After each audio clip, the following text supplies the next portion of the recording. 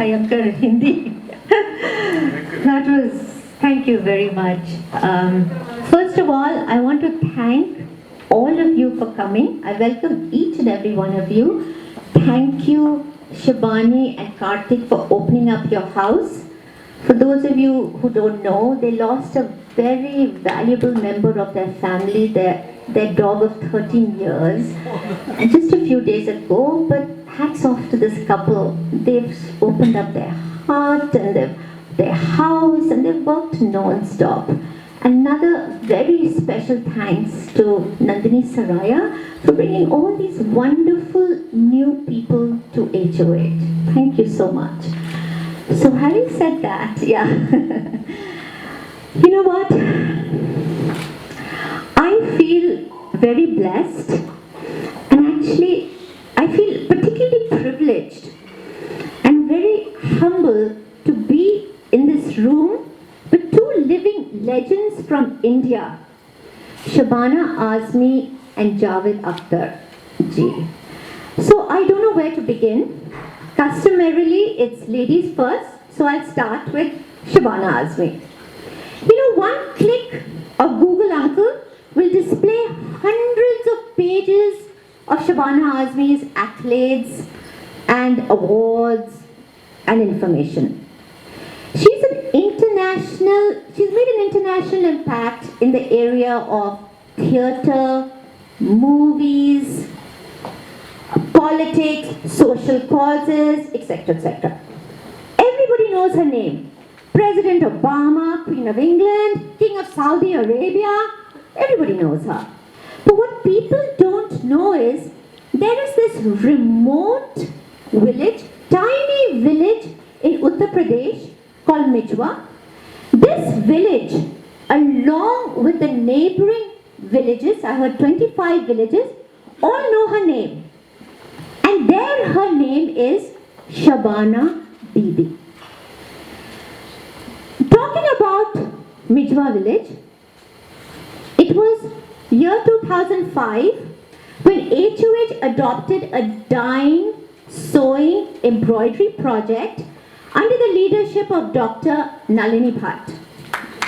Yes, Nalini, thank you.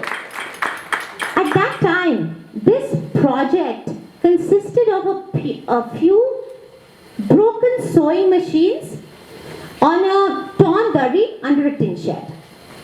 At that time, I'm talking of year 2005, both Nalini and I were struck by the bright red sindoor, which is a symbol of marriage, adorning the hair of these girls as young as 12 years.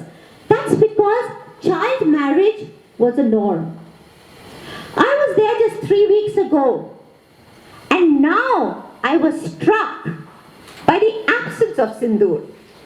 Sindoor has been replaced by cell phones that were adorning their hair, and each girl had a bicycle.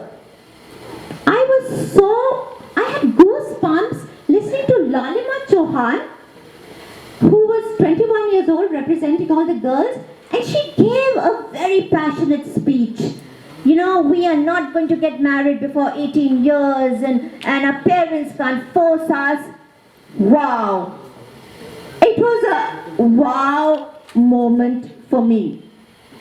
Now this is just one tiny example, one of hundreds and hundreds of positive, progressive changes that I have personally seen in Mijwa through these 10 plus years. And how did all this happen? The answer is Shabana Didi. Literally, it is 1-800 Shabana. Every year when I visit Mijwa, I hear stories about Shabana Didi. Shabana Didi ne ye kiya, wo kiya.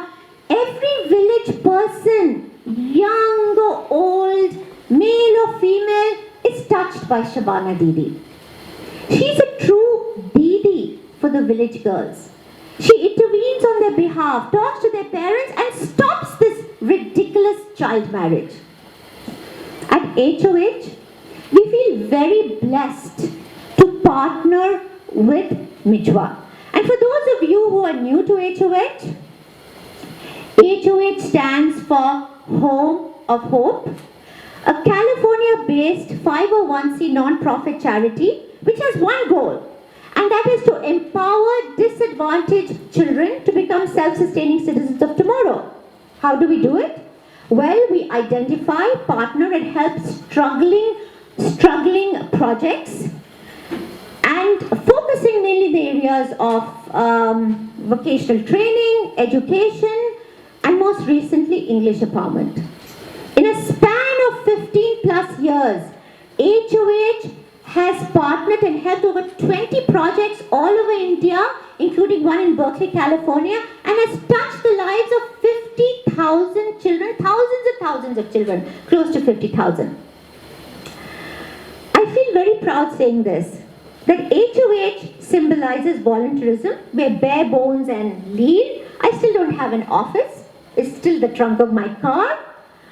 But I can say this, we have an impeccable 16-year track record of being impactful. So Mijwa is one of our partner projects. And I have to say this, when I founded HOH in year 2000, I had this burning desire to help a village, because I personally felt if you're going to do charity work in India, you have to help a village.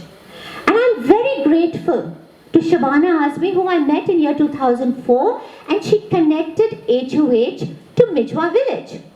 And Mijwa village is a bonus because Mijwa village equals villages. You empower Mijwa village and multiple 25 villages are empowered. That was a big bonus for us. So through the 10 plus years, we are a significant partner in Mijwa through our programs, which is the youth chapter program under the leadership of Gurbaz. The Skype, yes, I'm going to talk about him. Gurbaz, you must come here. Yeah, yes, Gurbaz, we have to see you come. And the Skype-based English empowerment program, the Educate to Empower program under the leadership of Madhvi Pratt, all these programs have helped empower the village girls to become more confident. And for us at HOH, she's our Shabana Didi. She's a hands-on foot soldier. She's our mentor, guide, teacher, and inspiration.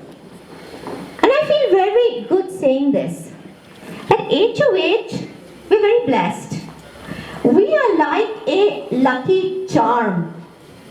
Whatever project we uplift reaches new heights.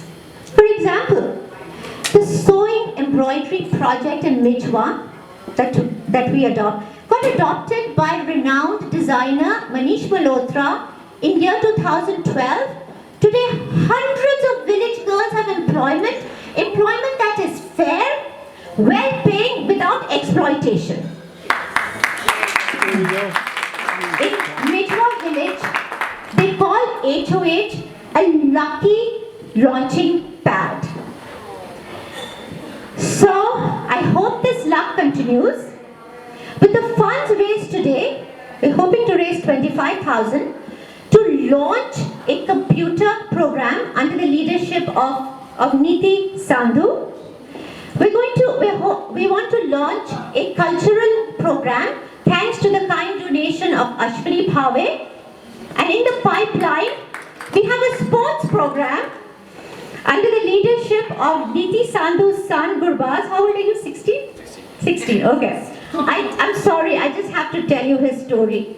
He was 13 years old when he visited Mijwa as part of the EEP program with the goal of teaching the village girls conversation English through a game of soccer.